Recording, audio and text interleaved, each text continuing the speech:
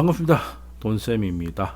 시장 참 힘들죠. 뭐 시장이라는 게 오를 수도 있고 내릴 수도 있는 거. 사실 그렇기 때문에 이제 주식 투자를 하는 것인데 변동성이 전혀 없으면 투자를 왜 하겠습니까? 뭐 예금과 똑같은 것이니까요.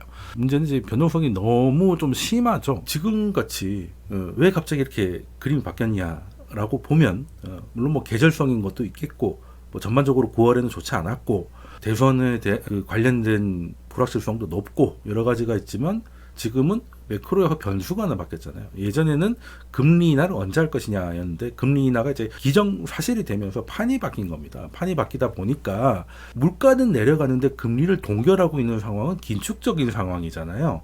그죠? 꼭 금리를 인상한다고 해서 그것만 긴축이라고 볼 수는 없죠. 그죠? 물가가 내려가면 거기 맞춰서 낮춰야 되는데 기준금리가 그대로 동결하고 있으면 그건 긴축인 겁니다.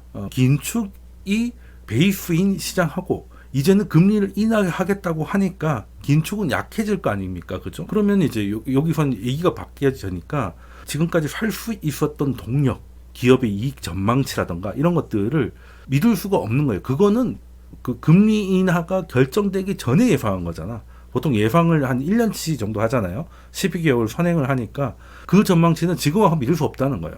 요거 이해되십니까? 7월 달까지는 기업의 이익 전망치가 점점 올라가면서 주가도 따라 올라갔어요. 그러니까 사실 주가가 올라갔지만 밸류가 비싸졌다고 보기도 어려워. 왜? 이익이 올라가면 갔고 그 이익이 올라가는 것만큼 주가가 갔으니까. 근데 이제는 그게 인하의 시기로 넘어왔기 때문에 그때 계산했던 이익 전망치가 시장이 바뀌었기 때문에 그걸 믿을 수 없다는 거예요. 그러니까 지르기가 힘들게 됐고 이게 만약에 내려갈 거라고 판단이 되면 빨리 팔아야 되는 것이죠. 그러니까 원래 매크로의 방향이 바뀌면 기존의 이익 추정치를 믿지를 못하게 되니까 뭔가 계산이 안 되기 시작하잖아요. 그러면 주가가 빠졌는데 저가 매수를 들어올 타임인데 지금은 이익 전망치에 대한 그 신뢰도가 떨어지니까 저가 매수가 맞는지 확실히 부족한 거예요. 그러니까 매수세가 없는 거죠. 그러니까 매수세가 없다는 거는 이제 호가창에 호가가 텅 비어 있다는 겁니다. 그러면 그냥 늘 나오던 매도세에 의해서도 하락에 취약해지는. 그러니까 뭐 매수 호가도 꽉 차 있고 매도 호가가 꽉 차 있어야 그 가격이 신뢰도가 높아질 텐데 매수세가 실종되니까 그냥 호가창에는 텅텅 비어 있어요. 그러니까 이거 뭐 예전에는 1% 정도밖에 빠지지 않을 만한 그런 매도세에도 4~5%씩 빠지는 거예요. 그냥 그 호가를 다 누르면서 내려가 버리니까 그렇게 되는 것이죠. 그러면 많이 빠졌음에도 싸다는 판단을 못하니까 여전히 매수세는 못 붙고 한쪽이 약해져요. 매수 매도가 만나야 거래가 터질 텐데 매수가 약해지고 거래만 나와서 가격을 밀어버리니까 당연히 거래는 마르고 그리고 하락에 취약해지는 그런 시장이 된 거죠. 그래서 지금이 그렇습니다. 일단 8월 5일로 한번 가봅시다. 8월 5일날 갔던 게 그때 실업률이 예상치를 상회하면서 급락을 했었잖아요. 뭐 샤메 법칙이니 뭐니 하면서 최근 실업률 상승이 1년치 평균보다 어느 정도 빨리 돼서 특정 그걸 넘어가면 경기 침체가 왔다는 경험적인 통계를 가지고 이제 그 선을 밟았다 라고 해가지고 미국 경제가 갑자기 침체를 간다고 해서 시장도 빠지고 난리가 났다가 그래서 뭐 연준이 뭐 금리 인하뿐만이 아니라 뭐 0.5bp 정도의 B컷이 필요하다, 자이언트 컷이 필요하다, 아니다 긴급 회의를 해가지고 지금이라도 당장 내려야 된다는 주장을 하신 분도 계시고 뭐 그랬다가 또 지표가 그럴 정도는 아니야라고 해서 돌아왔고 뭐 우리 코스닥은 뭐 거의 뭐 답이 없고 코스피도 뭐 절반 이상은 좀 되돌린 상태고 나스닥이나 S&P 같은 경우는 거의 정고점 다우는 심지어는 정고점을 벗겨냈잖아요. 다시 반등할 수 있었던 이유가 8월달에 고용 지표가 나쁘게 나와서 우리가 경기 침체 우려감에 한번 몸서리를 쳤는데 그게 꼭 경기 침체가 아니라 텍사스나 이런데 허리케인이 불어가지고 날씨 탓 때문에 좀 빠진 게 있는 것 같다라고 됐잖아요. 실제 실업수당 신청 건수 흐름을 보면 시카고가 왔다 갔다 하는 거 보니까 그러면 이제 허리케인이 때문이었구나. 우리가 너무 오버를 했네라고 해서 좀 거의 전고점까지 끌어올린 거예요. 그랬는데 새벽에 ISM 제조업 지수가 나왔는데 거기서 가장 중요한 헤드라인이에요. 헤드라인 0.3 정도 하회를 했는데 뭐 그래도 세부적으로 좀 괜찮으면 괜찮을 텐데 세부 지표 5개 중에 중요한 게 신규 수주하고 생산을 보잖아요. 이 두 개가 하락을 주도했어요. 그러면 헤드라인도 안 좋은데 내용도 안 좋다. 이 말은 뭐게? 그러면 허리케인 때문에 잠깐 안 좋은 게 아니라 그냥 허리케인이 약간 거들었을 뿐이고 경기는 계속 나빠지고 있는 거였나? 허리케인 효과가 지나가면 돌아올 줄 알았는데 그게 아닌 건가? 그래서 허리케인 핑계를 더 이상 댈 수 없게 되니까 시장이 다시금 또 하락을 하게 된 것이고, 그러고 나와서 그 졸트라고 아시죠? 채용 공고. 원래는 그게 많이 나오면 고용이 너무 강하다, 금리 인하를 안 할 것 같다 해가지고 하회하는 게 호재였는데 거꾸로 이제 채용 공고가 줄었다. 허리케인에 대해서 핑계를 못 대는데 채용도 줄었네. 진짜 경기 침체인가? 라는 거는 가 돼버려서 한 번 더 발작을 일으켰던 것 같습니다. 지금 보면 허리케인 핑계만을 대기에는 7월 달에는 미국도 허리케인 피해가 많기 때문에 계절 교정을 하면서 다 희석되기 마련이고요. 근데 이제 지금 와서 놓고 보니까 도매 재고라든지 이런 세부 지표를 보니 허리케인이 오기 전인 6월에도 제조업 경기가 계속 안 좋았었구나 된 건데, 전고점을 이겨내려고 하면 그 빠졌던 거에 오해를 풀고 새로운 거, 오해가 풀렸으면 원래대로 돌아온 거잖아요. 근데 그 전고점을 넓히려면 우리가 오해를 한 걸 넘어 사실은 더 좋은 거였어야 되는데 그게 안 되니까 하필 주가도 꽤 많이 반등한 구간이었다 보니까 좀 밀렸던 것이죠. 제가 이걸 왜 갖고 왔냐면, 진단이 틀리면, 검사를 잘못해서 진단이 잘못 나오면 치료가 잘못되는 거잖아요. 그러면 우리가 병원 가서 이제 검진을 해봅니다. 검진을 합니다. 경제의 체력이 어느 정도 되나. 근데 이제 여기가 중요한 고용이겠죠.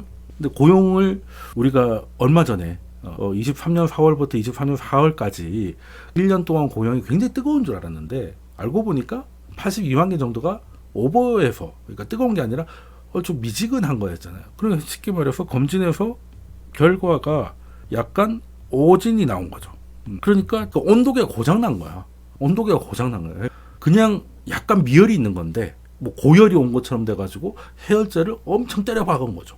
지금 그 상황이 된 거라는 거죠. 그러니까 이게 해열제를 너무 친 게 다른 걸로 허리케인 때문이다, 뭐 이런 것 때문이다 할 수 있을 줄 알았는데, 이런 식으로 된다면 허리케인 때문도 아니고 실제 경제 나빠지고 있었고, 그리고 우리가 지난 1년 동안 보고 있었던 고용이라는 거는 온도계가 잘못돼서 실제보다 높게 측정이 됐고, 그러면 연준은 그걸 보고 지금까지 금리 인하를 밀었기 때문에 지금은 실제 경제보다 굉장히 긴축적인 금리를 꽤 오래 동결해 온 거잖아요. 그러면 약을 너무 센 걸 썼으니까 약 때문에 몸이 맛이 가겠구나, 두려움이 생긴 게 지금 최근 시장의 흔들림의 기본 원인입니다. 그래서 연준도 빨리 낮춰줘야 되는 것이죠. 그래서 지금 연준 더 이상 동결 얘기는 죽어도 안 합니다. 오히려 그 인상 가능성을 비추는 건 한은이죠. 놀랍습니다.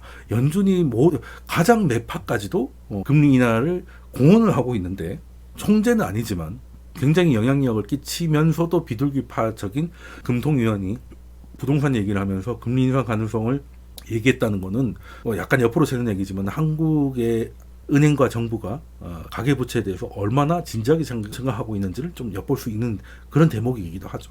그래서 다시 미국으로 돌아오면 일단은 데이터 오류가 있었던 것 같고요. 그리고 그 오류도 허리케인이라는 외부적 요인으로 그냥 넘어가려고 했는데, 그냥 그러기에는 조금 희망회로가 아니었냐라는 게 최근 경제 지표의 움직임이고, 그래서 지금은 좋은 게 좋은 시기인데 경제 지표가 좋게 나오기가 조금 힘든 상황이 되다 보니까 시장이 엔비디아 같은 그렇게 초대형주도 크게 흔들리더라라는 겁니다. 오늘 주제가 경기 침체가 아니라 경기 지연이다 라고 말씀드렸는데, 검은 수요일이 다시 나올 수 있었던 거, 그리고 엔비디아가 그렇게 10% 하락을 할 수 있었던 거에는 여러 가지 이유가 있었겠습니다만, 일단 표면적으로 드러난 것은 ISM 제조업 지수가 예상치를 하회하고 중요한 세부 지표가 오히려 하락을 견인하면서 경기에 대한 우려감을 더 구체화시켰고, 그리고 엔비디아는 좀 말씀드렸던 그런 내부적인 이슈가 더 끌어내렸는데, 문제는 이 사단의 중심이 됐던 ISM 제조업 지수 지표 리포트를 풀러보면은 재밌는 멘트가 있어요. 보통 이제 각 그 산업 섹터별로 짧은 코멘트들을 이렇게 남기거든요. 근데 거기서도 이제 그 재미난 표현이 어떤 게 있었냐면, 흥미롭게도 주문은 감소했지만 문의는 늘어나고 있다. 그리고 고객들은 장비 구매에 대한 자금이 승인이 됐는데, 그러니까 사라고 승인이 됐는데 4분기까지는 프로젝트를 연기해달라. 그러니까 주문을 했는데 주문 취소를 하는 게 아니고 출하를 좀 연기시켜달라라고 했다는 거예요. 근데 일단은 출하가 안 됐으니까, 그러니까 경제 지표에 따라서 주문만 들어오면 이거를 인식하는 지표가 있고 출하가 돼야 인식하는 게 있는데, 기본적으로 출하가 돼야 인식하는 게 대부분입니다. 그래서 반도체들도 이렇게 사이클을 타는 게, 잘 팔릴 때 엄청 풀어놨다가, 그러면 예를 들어서 HP가 삼성전자한테 DRAM을 100개 샀다고 쳐요. 그런데 생각보다 안 팔려서 그 100개를 재고를 소진하고 있어. 그래서 지금 그 DRAM은 소진되고 있지만 삼성전자 입장에서는 새로운 출하가 없잖아. 그러면 이제 그게 제로로 잡히거든요. 출하된 게 없으니까. 그런 원래 다 그렇게 한단 말이에요. 근데 이번에는 주문이 들어왔는데, 보통은 안 할 것 같으면 주문 취소를 해가지고 그걸 이렇게 캔슬레이션 빼서 발표를 하는데, 이거는 그 지연을 해달라. 4분기, 그러니까 쉽게 말해서 선거 끝나고 해달라는 거죠. 그럼 이거는 취소는 아닌데, 그렇다고 출하도 안 됐으니 일단은 지표는 빼야죠. 출하 기준이 많으니까. 근데 빼야 되는데, 그럼 이건 엄밀히 말하면 이번 달께 한 3달 후로 혹은 2달 후로 옮겨간 거잖아. 그럼 취소가 안 나오면, 취소가 그때는 실제보다 이번 달 주문한 거랑 지난달에 출고랑 같이 출고될 거 아니야. 그렇잖아요. 그럼 이거 진짜 이거 경기 침체 우리가 맞는 건가 생각을 조금 해볼 필요가 있습니다. 해볼 필요가 있는데, 그 가장 불확실성 여기 뭐 나와 있죠. 근데 지금 이때가 제일 불확실했죠. 트럼프 대세론이 갑자기 꺾이면서, 사실 트럼프가 총을 맞고 2번 움찔했었거든요. TV 토론에서 바이든이 치매를 확인시켜줬고, 그러고 나서 총기 피격으로 고점 갱신을 할 때, 그것 때문에 바이든이 사실 예상을 깨고 별탈 없이 내려오는 바람에 두 개의 드라마가 만나서 드라마가 서로 격차를 줄여나갈 때가, 이때가 불확실성이 극고조된 거죠. 심지어 역전되고. 그런데 해리스가 경제 공약을 내놓자마자 오히려 하락을 해서 다시 역전하는 상황이에요. 그래서 제가 볼 때 해리스는 어쨌든 경제에 있어서는 조금 불리할 것인데, 어찌됐든 이 모든 산업들이 여기 있는 고객사들이 주문을 미루고 출하를 미뤘던 거는 대선이 어떻게 될지 모른다는 거예요. 다 너무 극단이잖아요. 그러니까 사업하는 사람 입장에서 누가 되든 간에 거기 맞춰서 움직여야 되는데, 누가 될지 모르겠으니까 일단 지켜보자 된 거죠. 그래서 또 꽤 줄어든 것 중에 그 반도체 쪽에도 영향을 준 게, 건설 착공 중에 비주거, 그러니까 미국에서 지금 주택 외에 짓는 것들이 주로 AI 관련 서버라든가 이런 것들이 많거든요. 반도체 공장, 그러니까 그 IRA법 때문에 미국에서 뭐 짓고 있는 것들이 주택을 빼면은 우리와 관련된 설비 투자가 많이 연관돼 있어요. 근데 이게 제법 빠졌습니다. 이게 빠진 게 딜레이 된 거예요. 일단 하던 것만 하고 더 추가를 하지 말고 일단 시간을 좀 끌어봐라. 왜냐하면 트럼프는 IRA를 폐지하겠다고 하는데, 지금 만약에 트럼프가 된다면 지금 더 이상 공장을 짓는 게 의미 없을 수도 있거든요. 그러니까 일단 지켜보자. 아까 되는 거죠. 것들이 그러면 이게 지연되면 우리한테 내고재, 중간재, 산업재 주문도 지연될 것이고, 그러니까 다 밀린 거예요 지금. 다 밀려버린 겁니다. 다 밀린 거고. 그래서 지금 경기 침체는 뭐 다른 게 아니라 이게 헤드라인이고요. 이게 가장 중요한 것 중에 하나, 신규 주문, 그리고 이거 생산이에요. 재밌는 게 작년 말쯤에 바닥 찍고 올라오다 다시 꼬꾸라지잖아요. 얘도 비슷합니다. 작년 말, 얘는 조금 더 일찍 선행하니까, 헤드라인보다 선행하니까 작년 한 여름 때부터 반등을 시작했다가 다시 꼬꾸라진 거고, 생산도 비슷한 모습인 거죠. 왜 다시 올라오다 다시 꼬꾸라지느냐? 이게 연준이 느려서인 거죠. 그러니까 연준은 금리를 동결했지만 물가는 내려가고 있었기 때문에 동결이 긴축으로 됐고, 그게 한 달, 2달, 3달 계속 물가는 내려가는데 금리는 그대로니까 긴축의 강도가 점점 세지잖아요. 그러니까 경기가 다시 꼬꾸라지는 거죠. 이해되시죠? 요거 때문에 사실 경기 침체 우려감이 나온 거거든요. 이거는 연준이 나중에 빨리 속도만 따라잡아주면 되는 문제지, 물론 너무 연준이 늦게 간다면 걷잡을 수 없이 악화될 수 있지만 아직 그 정도까지는 아닌 것 같고요. 어쨌든 지금까지는 경기 침체가 긴축 때문입니다. 긴축 때문에 지금 경기가 꺾이고 있는 걸로 보이는데, 꺾이고 때문에 이 주식시장이 끝나는 게 아니라 연준의 긴축 때문에 끝날 거예요. 지금도 그랬고 긴축이라는 얘기가 다 안 와닿으시는 거는 동결하고 있기 때문이에요. 동결하고 있는 동안에 물가가 계속 빠졌다는 거 그거 인지를 하셔 계셔야 되는데 그래서 저는 지금 시장 흔들리고 뭐 미장도 마찬가지고 국장은 나자빠져 있는 상태인데 이대로 이번 사이클이 끝난다고 보진 않아요. 이번 사이클이 언젠간 끝나겠지만 그때는 연준이 긴축을 다시 할 때 끝나지 그냥 경기가 연준은 긴축을 그냥 물가 내려가는 거와 착착착 맞춰서 내려가는데 경기가 확 꺾이는 일은 그렇게 높지 않을 것 같다. 그러니까 과잉 긴축만 아니면 돼요. 그래서 하나 여담으로 하나 설명을 하나 드리면 그럼 연준은 왜 지금까지 과잉 긴축을 했느냐? 과잉 긴축을 했느냐? 그거죠. 연준은 지금까지 백미러 보고 했잖아. 데이터 디텐던시. 데이터 보고 하겠다는 거잖아요. 근데 그 데이터라는 게 우리의 삶에서도 봐도 주유소의 휘발유 가격처럼 매일 바뀌는 게 있고 그리고 자동차 보험료처럼 1년마다 바뀌는 게 있고 그러니까 인플레이션에 대한 노출도도 다르고 그리고 노출을 계산하는 법도 반영하는 법도 다르고 그 반영된 걸 계산해서 집계하는 법도 다 다르기 때문에 각각 속도가 달라요. 그렇기 때문에 주거비 이런 것들 때문에 물가가 실제 물가보다 높게 잡힌다. 실제 물가는 이렇게 찍고 내려오는데 다른 것들이 내려오니까 요만큼이 늦게 된다는 설명을 많이 드렸잖아요. 그죠? 그런데 그러면 지금까지 한 1년은 이것 때문에 물가 지표가 실제보다 높게 나왔어요. 그래서 금리가 올라가다 내려가지 못하고 옆으로 기었단 말이지.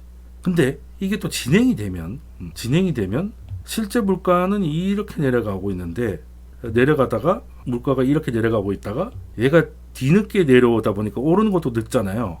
오르는 것도 늦죠. 이때는 실제 물가보다 그 연준 데이터 기준으로는 낮게 나온다고. 똑같은 이유로. 근데 방향만 바뀐 거지. 제가 지난 라이브 설명드렸잖아요. 근데 연준은 이 데이터를 보고 하잖아. 앞으로 얘는 느린 거니까 앞으로 이게 올라올 거야 라는 생각을 하지 않고 지금 데이터만 보는 거잖아. 앞으로 이렇게 될 거니까라는 건 그 옐런 때까지 포워드 가이던스였거든요. 근데 지금은 앞을 보지 않고 지금만 보겠다는 거잖아. 그러니까 이때는 물가가 약간 반등하려고 하고 있는데 이제는 그럼 이거 보고 금리를 계속 낮추고 있을 거 아니에요. 이렇게. 그럼 이쯤에서 멈춰야 되는데 얘가 낮으니까 계속 남쳐. 그럼 물가는 어떻게 돼요? 이렇게 되다가 고개를 다시 확 들겠죠. 그때는 과잉 완화가 올 거니까. 이해되시죠? 그러면 이게 다시 생각지도 못하게 긴축으로 다시 가겠죠. 요때 생각보다 강하게 긴축을 할 것 같다라면 그때 사이클이 끝날 가능성이 높습니다. 근데 아직은 이제 이 단계를 시작하려고 한 단계라서 아직은 멀었다는 거예요. 아직은 멀었다는 겁니다. 그러니까 지금은 과정에 그 계절이 바뀌고 하면서 이제 바람이 너무 세게 분다라는 거고 그리고 사실 주식시장 역사를 보면은 경기가 꼬꾸라져서 시장이 무너질 때보다 사실은 이제 긴축 때문에 시장이 무너지고 그 다음에 그 영향으로 경기도 같이 무너지는. 그래서 주식시장이 실제 경제보다 6개월 정도 선행한다는 말이 그렇게 나온 거거든요. 그런 거를 보면 이게 아직은 제가 볼 때는 침체에 대해서 그렇게 진지할 필요 없고 심지어 거기에다가 베팅하는 거는 이거를 놓칠 가능성이 높다 봐요. 연준은 이제 높이는 것도 늦어가지고 빠르게 높였고 낮추는 것도 늦춰가지고 꽤 이제 낮출 것인데 그것 때문에 물가가 전반적으로 내려가는 상황에서도 약간 오버할 일이 있을 텐데 그때도 늦을 거기 때문에 그때는 잠깐 유동장세가 꽤 와서 꽤 재미나는 시장이 올 것 같은데 그걸 다 놓칠 수 있다는 거예요. 그리고 제가 이렇게 막 전망을 하지 않습니까? 주식을 하다 보면 전망을 안 할 수는 없습니다. 근데 여러분도 아시죠? 저도 마찬가지고 전망이 매번 어떻게 맞아요? 그렇잖아요. 매번 맞출 수는 없죠. 매번 틀리는 사람은 있어도 매번 맞추는 사람은 없습니다. 그러면 전망을 안 하는 게 낫지 않냐. 그래서 전망하지 말고 대응하자라고 하는데 그럼에도 불구하고 대충 이럴 것 같은데라는 생각을 아예 안 할 수는 없어요. 그렇잖아요. 그러니까 내가 표현 안 해서 그렇지 내 마음속에는 아래쪽이든 위쪽이든 그쪽으로 갈 것 같다는 전망이 있단 말이에요. 그래서 전망을 하는 것까지는 좋아. 근데 전망은 전망이고 대응은 전망으로 하면 안 되죠. 그러니까 전망 때문에 대응을 안 하면 망하는 겁니다. 전망이 틀리면 망하는 게 전망대로 하다가 대응을 하지 않기 때문이거든요. 대응은 뭘로 하냐 그럼 차트로 하죠. 차트로 합니다. 뭐 차트로 하니까 되게 웃긴데 그냥 정확히 얘기하면 가격 흐름인 거예요. 가격 흐름. 지금 반도체가 펀더멘틀 무너졌습니까? 아니죠.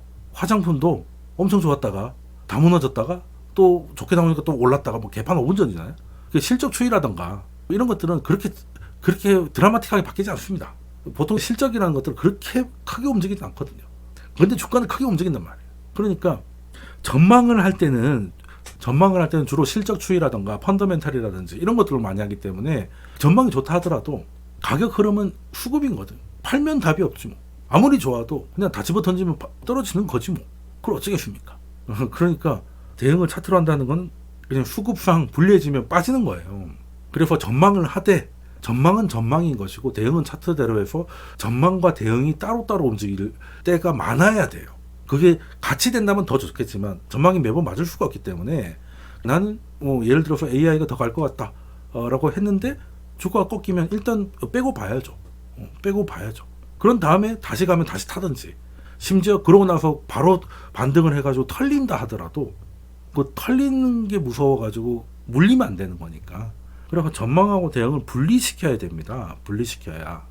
그러니까 뭐 강세론자, 뭐 비관론자, 뭐 이런 것들 사실 의미 없어요. 그래서 전망은 웬만하면 긍정적으로 하자는 거예요. 긍정적으로 하고 반도체도 괜찮을 거고, 뭐 배터리도 좋을 거고 다 좋을 겁니다. 일단 그렇게 해도 돼.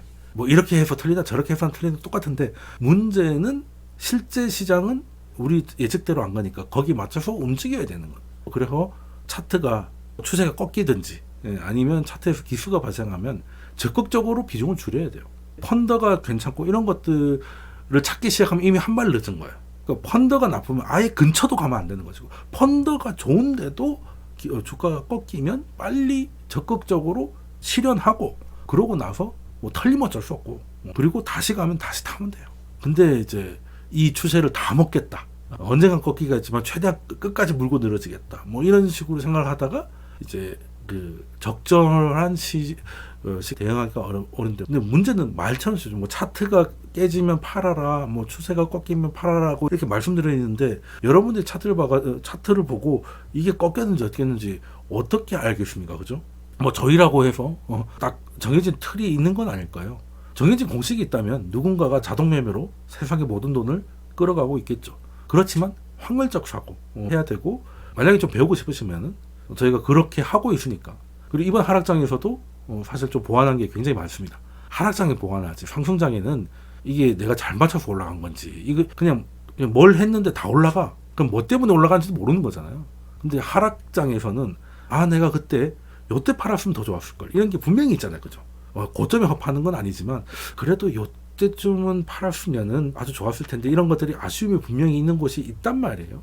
근데 그런 것들을 찾아내는 방법, 그런 것들을 이제 고민하실 필요가 있고, 그게 너무 막막하거나 하시면은 이제 저희한테 연락을 주시면 같이 투자하면서 배우시면 될 것 같습니다.